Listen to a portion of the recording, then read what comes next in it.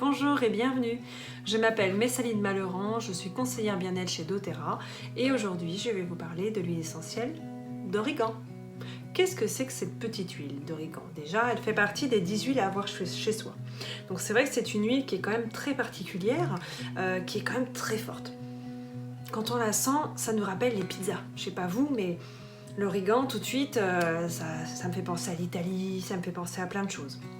C'est une huile que quand je la fais sentir à mes enfants, à chaque fois la réaction c'est merde. Personnellement, ils n'aiment pas du tout. C'est vrai que comme là, elle est en huile essentielle, elle est très concentrée. Moi personnellement, j'en avais peur de cette huile-là au départ, tout simplement parce que je ne savais pas m'en servir. Maintenant que je sais m'en servir, je fais attention à ce que je fais avec, mais elle est vraiment très intéressante. L'origan est une plante vivace, buissonnante de la famille des Lamiacées. Cette plante croît plus facilement dans un sol bien drainé, sec à moyennement humide, en plein soleil. Les feuilles de la plante sont arrondies ou ovales et très odorantes. Cette plante produit également de minuscules fleurs violettes ou blanches. Notre huile essentielle est extraite de ses feuilles. Histoire de l'huile essentielle d'origan. Originaire de l'Asie et du bassin méditerranéen, l'origan appartient au même genre botanique que la marjolaine. Il était employé par les Égyptiens pour embaumer leurs morts et apaiser les dieux, avant de devenir une herbe reconnue pour faciliter la digestion dans la Rome antique.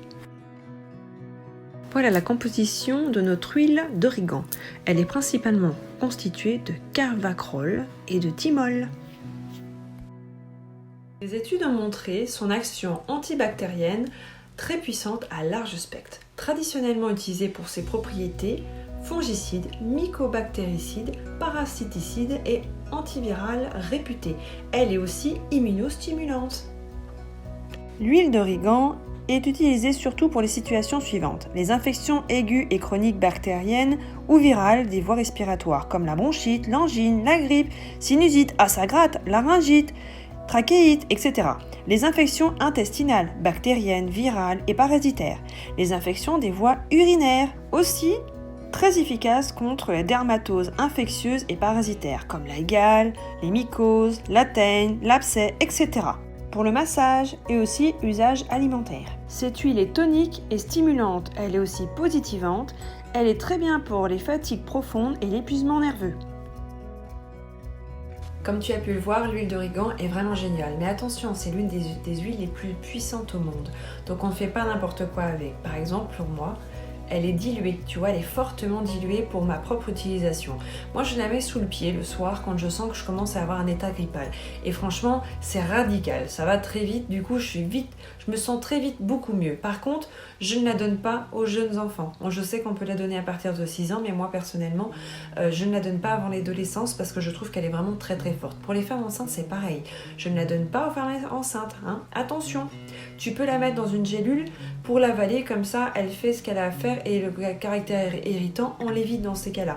Donc c'est vraiment très bien de la mettre dans une gélule.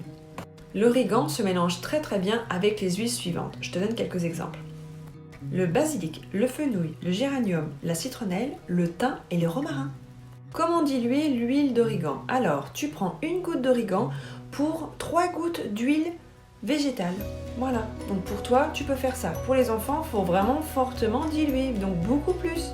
Cette huile est à appliquer directement sur la zone concernée. Par exemple, moi, quand j'ai un état grippal, je fais sous le pied.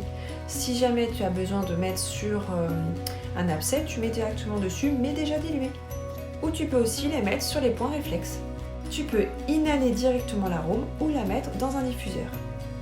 Tu peux aussi assaisonner tes plats avec. Là, je vais t'expliquer un petit peu comment on fait parce que si t'en mets trop, c'est foutu. Ma petite astuce pour si jamais tu fais une sauce avec de l'origan parce que tu n'en as pas de frais. Donc du coup, tu te dis, moi j'ai de l'huile essentielle. Donc tu prends un cure-dent, tu trempes directement dans l'huile essentielle et c'est tout. Tu mélanges donc ta sauce avec ton cure-dent. Et c'est tout, sinon t'en mets trop et là c'est pas bon. Est-ce que tu savais que l'origan était génial pour renforcer le sentiment de sécurité?